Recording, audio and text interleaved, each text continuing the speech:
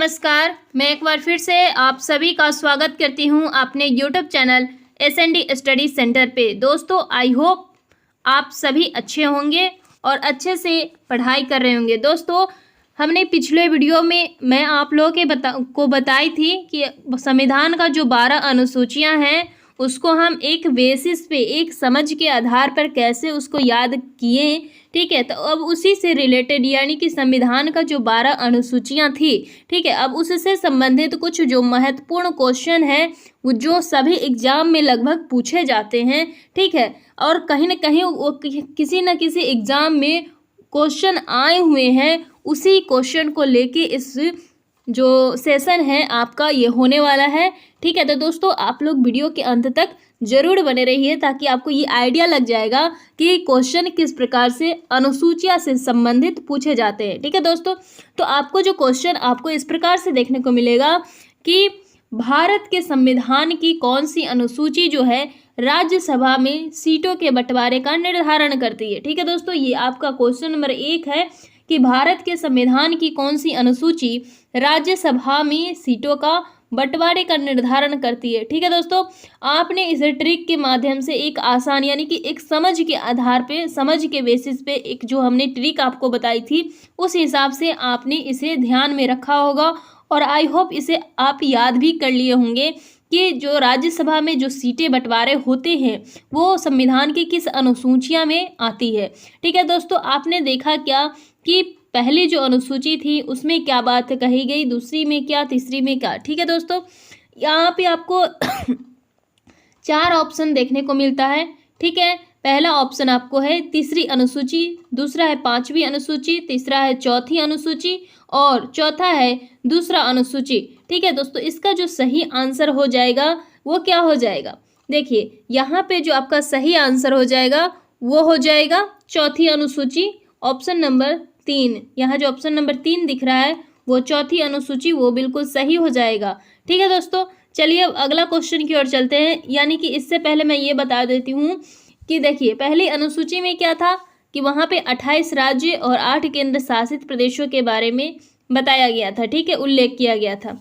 अब यहाँ दूसरा अनुसूची में क्या था, तो दूसरा अनुसूची में जो है जो भी पदाधिकारी थे उनके वेतन भत्तों के बारे में बताया गया था। ठीक है, तीसरा अनुसूची में जो है पद ग्रहण करने के लिए जो भी शपथ लिए जाते थे उनके बारे में बताया गया था। ठीक है, अब चौथा बात है कि जब पद ग्रहण किया गया फिर उसको काम करने के लिए क्या करना चाहिए, उन्हें कहीं ना कहीं कितने सीटों पर काम करना है, वो सीटों का बंटवारा होने लगा। तो ये आपको 4थी अनुसूची में देखने को मिलता है। ठीक है दोस्तों, चलिए अगले क्वेश्चन की ओर चलते हैं। अगला क्वेश्चन आपका इस प्रकार से है कि भारत के संविधान के किस अनुसूची में विभिन्न संवैधानिक पदाधिकारी द्वारा ले जाने वाली शपथ की प्रारूप दिया गया है। ठीक है दोस्तों, अभी मैंने आपको पीछे बताया कि जो शपथ ली जाती है वो संविधान की किस अनुच्छेद में लिया जाता है, किस अनुसूची में लिया जाता है। ठीक है, यानी कि ये दूसरा नंबर क्वेश्चन है आपका कि भारत के संविधान में जो अनुसूचियां हैं 12, उन्हीं में से एक अनुसूची जिसमें आपको शपथ दिलाई जाती है, जो भी पदाधिकारी को वेतन भत्ते दिए जाते हैं। ठीक है, तो उनके बदले वो क्या करते हैं, शपथ मिलता है, उन्हें शपथ दिलाया जाता है, वो शपथ लेते हैं। ये किस अनुसूची के अंतर्गत होता है, तो दोस्तों देखिए ये जो है आपके दूसरा अनुसूची है, ऑप्शन नंबर ए, वहाँ पे क्या होता है, ऑप्शन नंबर ए जो है दूसरा अनुसूची, इसमें क्या होता है कि इसमें पदाधिकारी के वेतन भत्ते की बात की जाती है। ठीक है, पहली अनुसूची में क्या होता है, पहली अनुसूची में 28 राज्य और 8 केंद्र शासित प्रदेशों के उल्लेख मिलता है। तीसरी अनुसूची जो है आपका, यहाँ पे आपका शपथ की बात होती है। ठीक है, जो भी पद ग्रहण किए जाते हैं उस समय जो भी ली जाने वाली शपथ होती है उसका उल्लेख मिलता है आपका कहाँ पे, तीसरी अनुसूची में। ठीक है दोस्तों, चलिए आगे बढ़ते हैं। अगला क्वेश्चन है आपका कि संविधान की द्वितीय अनुसूची का संबंध जो है किससे है। ठीक है, संसद से है, या दूसरा ऑप्शन है राष्ट्रपति चुनाव से है, या तीसरा ऑप्शन है नए राज्यों का निर्माण से है, या पदाधिकारियों के वेतन भत्ते से है। ठीक है दोस्तों, यहाँ पे देखिए संसद से ऐसा नहीं होगा, राष्ट्रपति चुनाव से ये भी नहीं, नए राज्यों का निर्माण से ये तो पहली अनुसूची में आ जाएगा, क्योंकि नए राज्यों का निर्माण जो है वो पहली अनुसूची में आ जाता है। लेकिन यहाँ पे बात कर रहे हैं द्वितीय अनुसूचिया में, ठीक है। तो द्वितीय अनुसूची का जो संबंध है दोस्तों, वहाँ पे क्या हम बताए थे कि वेतन भत्ते की बात कर रहा है।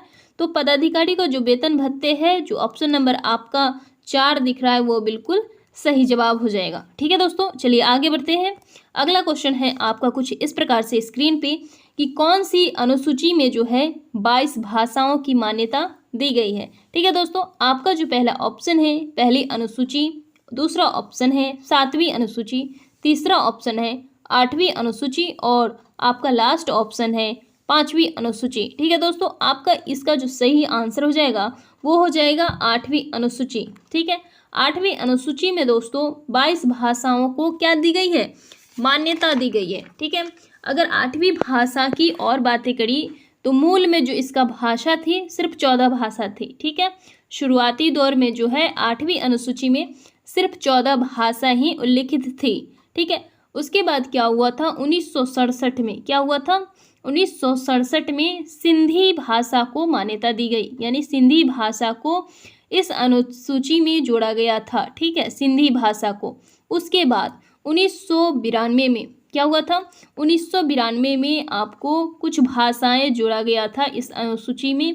ठीक है, 1992 में कौन कौन भाषा, कोंकणी, मणिपुरी और नेपाली। ठीक है, 3 भाषाओं को ऐड किया गया था, कोंकणी, मणिपुरी और नेपाली। ठीक है, कोंकणी, मणिपुरी और नेपाली, ये जो 3 भाषा है वो 1992 में ऐड किया गया था। ठीक है, उसके बाद 2004 में दोस्तों, ये वेरी वेरी इंपॉर्टेंट है, इसलिए इसको ध्यान में जरूर रखिएगा।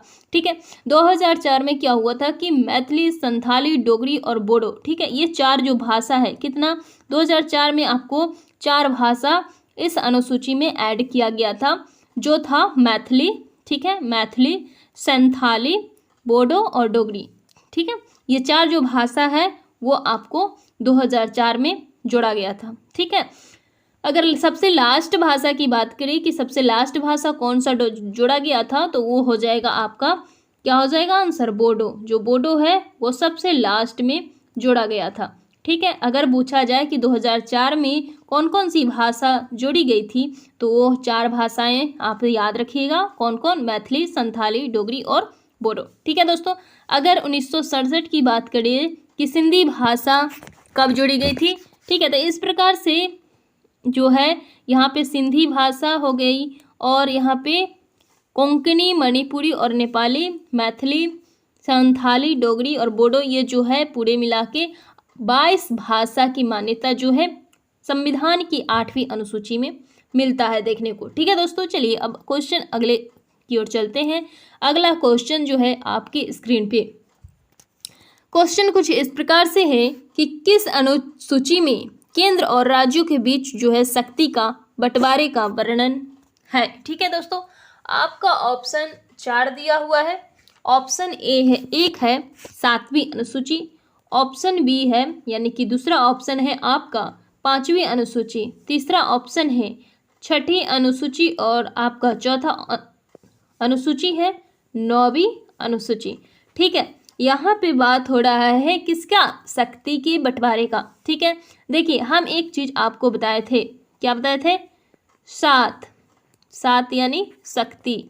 ठीक है, 7 यानी शक्ति। ठीक है, तो इस प्रकार से आप इसमें का स और इसमें का स से आप इस प्रकार से याद रख सकते हैं कि जब केंद्र और राज्य के बीच क्या हो गया, 7 दिन तकरार होने लगी, केंद्र और राज्य के बीच 7 दिन तकरार होने लगी, यानी कि झगड़े लड़ाइयाँ होने लगी। क्यों, क्योंकि केंद्र कहता था कि मैं शक्तिशाली हूँ और राज्य कहता था कि मैं शक्तिशाली हूँ। ठीक है, तो इन दोनों के बीचों में शक्तियों का क्या हुआ, बंटवारा कब हुआ, तो 7वीं अनुसूची में। इसका जो ऑप्शन नंबर 1 है वो बिल्कुल सही हो जाएगा। ठीक है दोस्तों, अगला क्वेश्चन की अगर बात करें आपके स्क्रीन पे है कि संविधान लागू होने के समय समवर्ती सूची में कितना विषय था। ठीक है, संविधान जिस समय लागू हुआ उस समय समवर्ती सूची में कितना विषय था। दोस्तों मैं आपको बता दूं कि 7वीं अनुसूची के अंतर 7वीं अनुसूची जो था उसी में 3 भाग था, माने उसी सूची में 3 भाग था। ठीक है, 7वीं अनुसूची में ही तीन भाग आपको देखने को मिलता है। पहला संघ सूची, दूसरा राज्य सूची और तीसरा समवर्ती सूची। ठीक है, संघ सूची, राज्य सूची और समवर्ती सूची जो है आपको 7वीं अनुसूची में देखने को मिलता है। कौन कौन से सूची था? संघ सूची था, है ना, क्या था? संघ सूची, राज्य सूची और समवर्ती सूची। और क्या था? समवर्ती सूची। ठीक है, अब बात करते हैं कि जब संविधान लागू हुआ था, ठीक है, जब संविधान लागू हुआ था उस समय संघ सूची में कितना विषय था? ठीक है दोस्तों, जब संविधान लागू हुआ था तो संघ सूची जो था उसमें 97 जो है वो विषय था। ठीक है, कितना था? 97 विषय था जब संविधान लागू हुआ था उस समय संघ सूची में। ठीक है, अगर राज्य सूची की बात करें तो राज्य सूची में जो है 66, ठीक है, 66 विषय जो है शामिल था। और बात करते हैं समवर्ती सूची की, तो समवर्ती सूची में जो है 47 जो है विषय आपका शामिल था। ठीक है, जो इसमें जो है ऑप्शन नंबर दूसरा वो बिल्कुल सही हो जाएगा, 47 विषय जो है इसमें शामिल थे। ठीक है, अगर मैं वर्तमान की बात करूं, अगर क्या करूं वर्तमान की, तो वर्तमान में जो संघ सूची में विषय है वो 100 है। ठीक है, संघ सूची में जो अगर विषय को देखते हैं तो 100 विषय जो है शामिल है। राज्य सूची में 61 विषय शामिल है। ठीक है, और समवर्ती सूची में जो है 52 विषय जो है वर्तमान में आपको देखने को मिलेगा। ठीक है दोस्तों, ये आपको पॉइंट क्लियर हो गया। ठीक है, चलिए अब चलते हैं अगला क्वेश्चन की ओर। अगला क्वेश्चन आपकी स्क्रीन पे, क्वेश्चन कुछ इस प्रकार से है कि भारतीय संविधान की, ठीक है, भारतीय संविधान की कौन सी अनुसूची राज्य में नाम की सूची और यानी राज्य क्षेत्रों का ब्यौरा देती है? ठीक है, यानी कि संविधान में ऐसी कौन सी सूची है जो राज्य क्षेत्र का भी ब्यौरा देता है और राज्यों के नाम का भी सूची देता है? ठीक है, आपका ऑप्शन पहला है, तीसरा ऑप्शन दूसरा है कि पहला अनुसूची, ठीक है, ऑप्शन तीसरा है 7वीं अनुसूची और ऑप्शन चौथा है 5वीं अनुसूची। ठीक है दोस्तों, तो मैंने पहला जो अनुसूची था, फर्स्ट जो आपका शेड्यूल था, उसमें मैंने क्या बताया था कि उसमें जो है 28 राज्य है और 8 केंद्र शासित प्रदेश का जो है उल्लेख मिलता है। उसी के अंतर्गत जो है आपका ये जो है राज्य का नाम का सूची और राज्य क्षेत्रों का ब्यौरा जो है आपको देखने को मिलता है। तो इसका जो ऑप्शन नंबर दूसरा है वो बिल्कुल सही हो जाएगा। ठीक है दोस्तों, चलिए अब अगला क्वेश्चन जो है आपकी स्क्रीन पे। ठीक है दोस्तों, देखिए यहाँ पे आपका क्वेश्चन कह रहा है कि संविधान की 6ठी अनुसूची किस राज्य में जो है लागू नहीं होती है? ठीक है, तो सबसे पहले यहाँ पे बात हो रहा है किसका? लागू जो है नहीं होती है। अगर नहीं की बात हो रहा है तो सबसे पहले हमें ये सोचना है कि नहीं होती है तो फिर होती किस राज्य में लागू? ठीक है, तो आपको 4 राज्य में लागू देखने को मिलता है। ठीक है, पहला असम में आपको ये लागू होती है। ठीक है, फिर मेघालय में, फिर त्रिपुरा में और फिर मिजोरम में। ठीक है, यानी कि यहाँ पे हम ऐसे याद रख सकते हैं ATM। ठीक है, ATM से याद रख सकते हैं, ATM, है ना, ATM से याद रख सकते हैं ATM, यानी कि कौन कौन से राज्य में जो है ये जो है अनुसूची 6ठी अनुसूची जो है लागू होता है। ठीक है, A से असम, T से त्रिपुरा और M से मेघालय और मिजोरम। ठीक है, यहाँ पे आप ATM याद रखिए। ATM से आपको 4 जो है राज्य उसको याद रख सकते हैं कि 4 राज्य में जो है 6ठी अनुसूची जो है वो लागू होती है। अब बात करते हैं कि इस ऑप्शन यहाँ पे जो दिया हुआ है, इस ऑप्शन में कौन शामिल नहीं है? इस ऑप्शन में जो है किस राज्य में जो है 6ठी अनुसूची लागू नहीं होती है? देखिए, त्रिपुरा की बात है तो त्रिपुरा तो होता है यहाँ पे, मेघालय है, मेघालय भी होता है। ठीक है, मिजोरम है तो मिजोरम में भी लागू होता है। अब बात हो रहा है यहाँ चौथा जो ऑप्शन है आपका मणिपुर, यहाँ आपको 6ठी अनुसूची लागू नहीं होती है। ठीक है दोस्तों, आपका ये जो है आंसर नंबर 4 वो बिल्कुल सही हो जाएगा। ठीक है दोस्तों, चलिए अब देखते हैं आपका अगला क्वेश्चन अगले स्क्रीन पे। ठीक है, ये आपका क्वेश्चन है आपके सामने। आपका ये इस प्रकार से क्वेश्चन है कि भारत के संविधान की निम्नलिखित अनुसूचियां में से किसमें जो है दल बदल विरोधी प्रावधान है। ठीक है, अब देखिए मैं दल बदल विरोधी जो है प्रावधान वो किसमें है। मैंने आपको ये बताया था कि 10 बहाने करके ले गए दिल, है ना। इस प्रकार से एक गाना भी है, 10 बहाने करके ले गए दिल, ले गए दिल। ठीक है, तो 10 बहाने करके ले गए दिल, यहाँ से ऐसे आप याद रख सकते हैं कि ये जो है 10वीं अनुसूची में जो है ये शामिल है, क्योंकि 10 से दिल और बदल जो है यानी कि 10 बहाने करके दिल ले गया और बाद में दल बदल लिया। ठीक है, इस प्रकार से आप इसको 10वीं अनुसूची को याद रख सकते हैं। यहाँ पे सही आंसर आपको क्या क्या है पता चल गया, 10 बहाने करके ले गए दिल।